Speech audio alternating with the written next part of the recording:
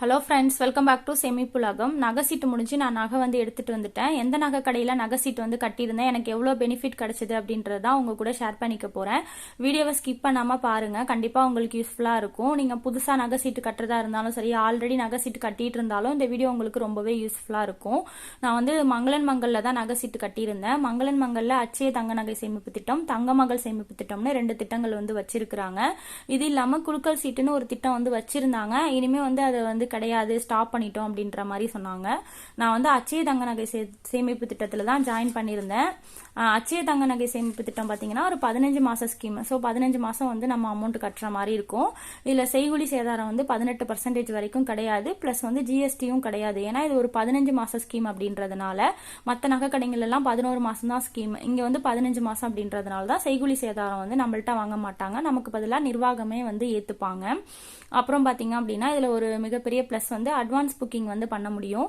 இப்போ நம்ம 1000 ரூபாய் கட்டுறோம் அப்படின்னா 15 மாசத்துக்கு 15,000 கட்டணும். அந்த 15,000 நம்ம சிங்கிள் பேமெண்ட்டா அன்னைக்கே கட்டிட்டோம்னா அன்னைக்கு கோல்டு ரேட் என்ன இருக்கோ அந்த ரேட்டு படி நமக்கு எவ்வளவு கிராம்ஸ் கிடைக்குதோ அந்த கிராம் வந்து வர வச்சு கொடுத்துருவாங்க. நம்ம 15 மாசம் முழுமையா முடிஞ்சதுக்கு அப்புறம் செய்கூலி சேதாரம் 18% வரைக்கும் இல்லாம பிளஸ் ஜிஎஸ்டி இல்லாம நம்ம எடுத்துக்கலாம். இந்த அட்வான்ஸ் புக்கிங் பத்தி அவங்க எதுவுமே சொல்ல மாட்டாங்க நம்ம கிட்ட. பேம்ப்ளெட்லயும் இதை பத்தி எதுவுமே மென்ஷன் பண்ணிருக்க மாட்டாங்க. நம்மளா போயிட்டு கேட்டாதான் சொல்லுவாங்க. நானுமே வந்து யதார்த்தமா தான் அவங்க கிட்ட கேட்டேன், அட்வான்ஸ் புக்கிங் பண்ணிக்கலாமா அப்படின்ட்டு. பண்ணிக்கலாம் அப்படின்னு சொன்னாங்க. சரி, எனக்கு ரொம்பவே யூஸ்ஃபுல்லா இருக்குமே அப்படின்னு சொல்லிட்டு தான் நான் பண்ணிட்டேன்.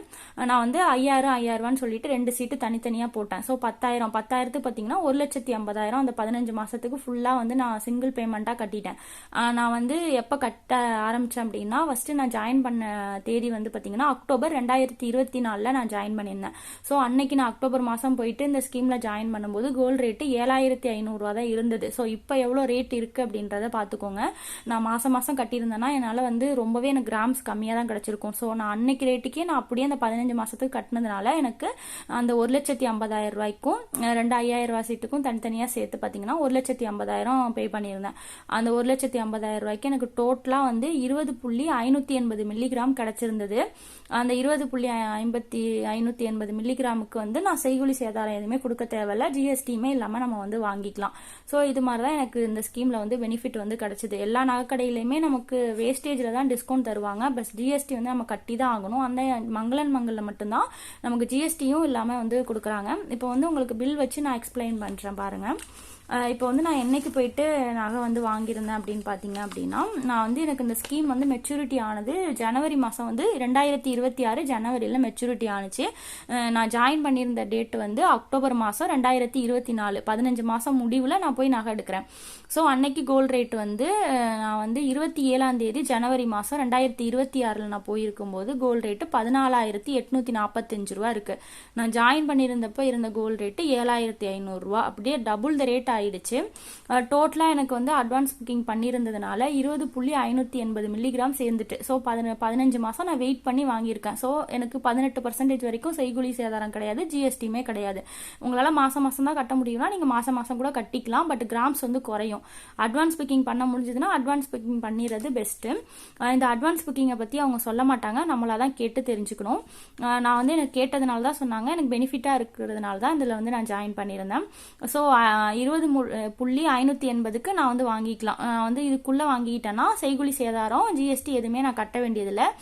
செய்கூலி சேதாரம் 18% வரைக்கும் கிடையாது. இதுக்கு மேல நான் எடுத்தேன் அப்படின்னா, அதாவது 20.580க்கு மேல எடுத்திருந்தேன்னா அதுக்கான அன்னைக்கு ரேட்டு படி இந்த 14,845 ரூபா அந்த கிராமுக்கான அமௌண்ட், எவ்வளவு கிராம் எக்ஸ்ட்ரா எடுக்கிறோனோ அதை கொடுக்கணும். அதுக்கு வந்து செய்கூலி சேதாரம் கொடுக்கணும், ஜிஎஸ்டி எல்லாமே நம்ம தான் கொடுக்கணும். இதுல எக்ஸ்ட்ரா பாத்தீங்கன்னா நம்ம கொடுக்க வேண்டியது என்னன்னு பாத்தீங்கன்னா, ஹால்மார்க் சார்ஜ் நம்ம கொடுக்குற மாதிரி இருக்கும். கல்லு வச்ச மாதிரி ஏதாவது நகை எடுத்தோம்னா அதுக்கான அமௌண்ட்டும் நம்ம கொடுக்குற மாதிரி இருக்கும். ஸோ அதனால நீங்க முடிஞ்ச வரைக்கும் கல்லு வச்ச நகைகள் வந்து எடுக்காம இருக்கிறது உங்களுக்கு நல்லது. ஸோ அதனால நமக்கு பெனிஃபிட் இருக்கும். ஸோ அதனால கல்லு வச்ச நகையை முடிஞ்ச வரைக்கும் அவாய்ட் பண்ணிக்கோங்க. அதே மாதிரி உங்களுக்கு எவ்வளவு கிராம்ஸ் வந்து கிடைச்சிருக்கோ அந்த கிராம்குள்ளே எடுங்க. நான் வந்து வளையல் தான் வந்து வாங்கியிருந்தேன். ஸோ வளையல் பாத்தீங்கன்னா அதோட வெயிட் வந்து 20.275 எனக்கு வளையலோட வெயிட் இருந்தது.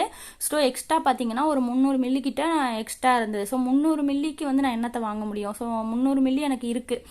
இப்போ நான் ஒரு 1 கிராம் 2 கிராம் இருந்தது எக்ஸ்ட்ரா இருந்தது அப்படின்னா நான் ரிங்கு இல்லாட்டி இயர்ரிங்ஸ் அந்த மாதிரி ஏதாவது வாங்கியிருப்பேன். 300 மில்லிகிராம்ங்கிறதுனால நான் காயினே வந்து வாங்கிட்டேன். 300 கிராம் மில்லிக்கு என்ன இருக்கும் அப்படின்னு சொல்லிட்டு நான் பெருசாக நமக்கு எதுவும் யூஸ் ஆகாதுன்னு சொல்லிட்டு நான் காயினே வந்து வாங்கிட்டேன்.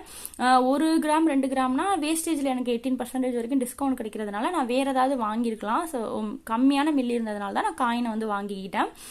ஸோ வந்து பார்த்தீங்கன்னா எனக்கு டோட்டல் வெயிட் பார்த்தோம் அப்படின்னா அதாவது இந்த பேங்களோட வெயிட் காயினோட வெயிட் பார்த்தீங்க அப்படின்னா 20.575. ஆனால் எனக்கு சேர்ந்து இருக்கிறது 20.580.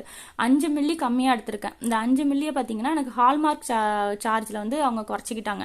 ஒரு பேங்கிளுக்கு வந்து 45 ரூபா ஹால்மார்க் சார்ஜ், 2 பேங்கிளுக்கு 90 ரூபா நான் ஹால்மார்க் சார்ஜ் கொடுக்கணும். இதை வந்து கழிச்சிக்கிட்டாங்க. ஸோ ஃபைனலாக வந்து இந்த கொஞ்சம் நான் கம்மியாக எடுத்திருக்கேன் இல்லையா, அந்த 5 மில்லி கம்மியாக இருக்கிறத கழிச்சிக்கிட்டு எனக்கு 30 ரூபா மட்டும் ஹால்மார்க் சார்ஜ் வந்து ஜிபே பண்ண சொன்னாங்க. 30 ரூபா மட்டும் நான் ஜிபே பண்ணி நகையை வந்து வாங்கிட்டு வந்தேன். ஸோ வந்து பேங்கில் கொஞ்சம் மில்லிகிராம் குறைஞ்சதுனால நான் காயினாக எடுத்துக்கிட்டேன்.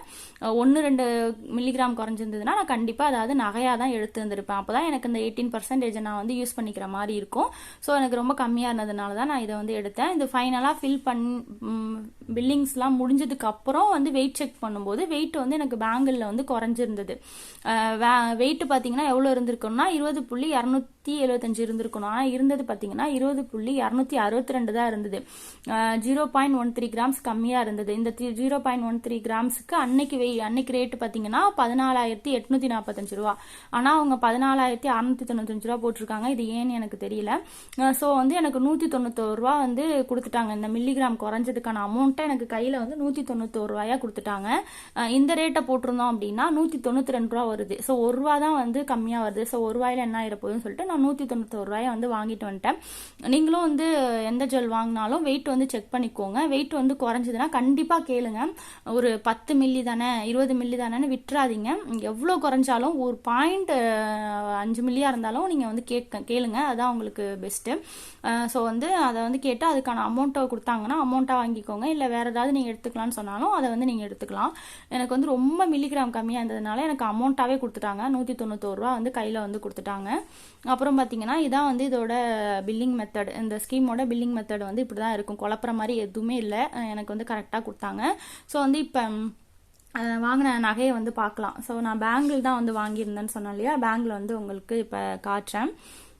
நான் ஃபஸ்ட்டு பார்த்தீங்கன்னா பேங்கிள் வாங்குற ஐடியாலே போகலை. நான் ஃபஸ்ட்டு என்ன சூஸ் பண்ணியிருந்தேன்னா நெக்லஸ் தான் வந்து சூஸ் பண்ணி வச்சுருந்தேன். நெக்லஸ் செக்ஷனுக்கு போயிட்டு ஒரு 3-4 நெக்லஸ் வந்து பார்த்து வச்சுருந்தேன். அப்புறம் வந்து ஃபைனலாக வந்து எனக்கு திடீர்னு மைண்ட் வந்து மாறிட்டு சூஸ் பண்ணி வச்சுட்டு ஒரு நெக்லஸை எடுத்ததுக்கப்புறம் தான் சரி பேங்கிள் வாங்கலாம், பேங்கிள் செக்ஷனுக்கு போகலான்னு சொல்லிட்டு அந்த அண்ணன்ட்ட சொல்லிட்டு எடுத்து வைங்க, நான் போய் பேங்கிள் பார்த்துட்டு வரேன் அப்படின்னு சொல்லிட்டு பேங்கிள் செக்ஷனுக்கு வந்துட்டேன். மங்களன் மங்களை பொறுத்த வரைக்கும் பார்த்தீங்கன்னா நகைகளுக்கு டிசைனுக்கு பஞ்சமே இல்லை. நிறைய டிசைன்ஸ் வந்து வச்சிருக்கிறாங்க. நெக்லஸ், ஹாரம், வளையல், பேங்கிள்ஸ், இயர்ரிங்ஸ் எல்லாமே டிசைன்ஸ் அதிகமாக இருக்குது. பேங்கிள்லையும் பார்த்தீங்கன்னா எக்கச்சக்கமான டிசைன்ஸ் இருந்தது. நான் அந்த செக்ஷனுக்கு போனோடனே எனக்கு ரொம்ப சந்தோஷமாயிட்டு. ஆனால் அங்கே போய் பார்த்தீங்கன்னா என்னோட கை சைஸுக்கு டிசைன்ஸ் பெருசாக இல்லை. ஸோ எனக்கு அது ஒரு ஏமாற்றம். உங்களுக்கு இந்த மாதிரி எக்ஸ்பீரியன்ஸ் இருந்ததுன்னா மறக்காமல் கமெண்ட்டில் தெரியப்படுத்துங்க ஃப்ரெண்ட்ஸ். அப்புறம் பார்த்தீங்கன்னா நான் போயிட்டு பேங்கிள் வந்து சூஸ் பண்ணேன். அவங்க வந்து என்னோட சைஸ் பார்த்தீங்கன்னா 2.2 ரொம்ப குட்டி சைஸ் அப்படின்றதுனால எனக்கு பேங்கிள்ஸில் டிசைனே நிறைய இல்லை. உங்களுக்கு வந்து சைஸ் வந்து 2.6 2.8லாம் இருந்ததுன்னா சூப்பராக நிறைய டிசைன்ஸ் வந்து வச்சிருக்கிறாங்க. நீங்கள் சூஸ் பண்ணி வாங்குறதுக்கு உங்களுக்கு ரொம்பவே வந்து நல்லாயிருக்கும். ஆனால் எனக்கு ரொம்ப சின்ன கை அப்படின்றதுனால எனக்கு டிசைன்ஸ் வந்து கிடைக்கல. அவரே சொன்னார் உங்கள் கைக்கு வந்து டிசைன் பெருசாக இருக்காது, உங்களுக்கு 2.6 2.8 தான் நிறைய டிசைன்ஸ் இருக்குது அப்படின்ட்டு அவரே சொன்னார். அப்புறம் பார்த்தீங்கன்னா அவர் எடுத்து ஒரு 4-5 டிசைன் வந்து நான் வந்து எடுத்து காட்டினதில் நான் சூஸ் பண்ணி வச்சுருந்தேன். அப்புறம் ஃபைனலாக இந்த டிசைனை வந்து நான் சூஸ் பண்ணி வாங்கிக்கிட்டேன். இந்த பேங்கிள் எப்படி இருக்குன்ட்டு கமெண்ட்டில் சொல்லுங்கள். இந்த பேங்கிள் உங்களுக்கு பிடிச்சிருந்ததுன்னா மறக்காமல் ஒரு லைக் வந்து பண்ணிவிடுங்க. ஃபைனலாக இதுதான் நான் வந்து பார்த்து வாங்கிட்டேன். அப்புறம் பார்த்தீங்கன்னா நீங்கள் எந்த ஒரு நகை எடுக்கிறதா இருந்தாலுமே வந்து பியூரிட்டி வந்து செக் பண்ணிக்கோங்க. ஹால்மார்க் ஃபஸ்ட்டு சிம்பிள் இருக்கான்னு பாருங்கள், அப்புறம் 22 கேரட் 916 இருக்கான்னு பாருங்கள், அப்புறம் புதுசாக வந்து இப்போ கொடுத்துருக்க அந்த HOID நம்பர் இருக்கா அப்படின்றத அங்கேயே நீங்கள் கடையிலேயே செக் பண்ணி பாருங்கள். நான் கடையிலேயே செக் பண்ணி பார்த்துட்டேன், எனக்கு வந்து எல்லாமே கரெக்டாக இருந்தது. ஸோ ஃபைனலாக இந்த வளையல் வந்து எனக்கு பிடிச்சும் இருந்து, எல்லாமே பியூரிட்டி எல்லாமே கரெக்டாக இருந்ததுனால இதையே நான் வந்து ஃபைனலாக வந்து செக் பண்ணிக்கிட்டேன். எவ்வளோ பெரிய கடையாக இருந்தாலும் பரவாயில்ல, நீங்கள் வந்து பியூரிட்டி செக் பண்ணிக்கோங்க, அது ரொம்பவே நல்லது. இப்போ வந்து இந்த பேங்கிள் தான் நான் ஃபைனலாக வந்து சூஸ் பண்ணேன். உங்களுக்கு இப்போ வந்து போட்டு காட்டுறேன் பாருங்கள். கை ரொம்ப சின்னதாக இருக்கிறதுனால தான் எனக்கு டிசைன் கிடைக்கல, இல்லாட்டி நான் நிறைய டிசைன் இருந்து நான் சூஸ் பண்ணியிருந்துருக்கலாம். எனக்கு டிசைன் வந்து கிடைக்கல என்னோட கை சைஸ்க்கு. எப்படி இருக்குன்ட்டு சொல்லுங்கள். இந்த பேங்கிள் வாங்குறதுக்காக நான் 15 மாதம் வெயிட் பண்ணி வாங்கியிருக்கேன். ஜிஎஸ்டி இல்லாமல் கிடச்சது தான் எனக்கு ரொம்பவே பெனிஃபிட். ஏன்னா ஜிஎஸ்டி வந்து நான் இப்போ கரண்ட் வேல்யூக்கு தான் நான் கொடுக்கணும். அதாவது 14,000 சொச்ச ரூபா இருக்குல்ல, இதுக்கு தான் நான் ஜிஎஸ்டி கட்டுற மாதிரி இருந்திருக்கும். ஸோ எனக்கு நிறைய அமௌண்ட் வந்து மிச்சமாச்சு. அப்புறம் இந்த 300 மில்லிக்கு பார்த்தீங்கன்னா காயின் வாங்கினேன்னு சொன்னேன் இல்லையா, இந்த மாதிரி 100 மில்லிகிராம் 100 மில்லிகிராமாக தனியாக வந்து 3 காயின் வந்து நான் எடுத்துக்கிட்டேன். இந்த வீடியோ உங்களுக்கு யூஸ்ஃபுல்லாக இருக்கும்னு நினைக்கிறேன். யூஸ்ஃபுல்லாக இருந்துச்சுன்னா மறக்காமல் ஒரு லைக் பண்ணுங்கள். சப்ஸ்கிரைப் பண்ணாமல் பார்த்துட்ருக்கீங்க அப்படின்னா ப்ளீஸ் சப்ஸ்கிரைப் பண்ணிக்கோங்க. உங்கள் ஃப்ரெண்ட்ஸ் அண்ட் ஃபேமிலிக்கு இந்த வீடியோ ஷேர் பண்ணி விடுங்க. தேங்க்யூ.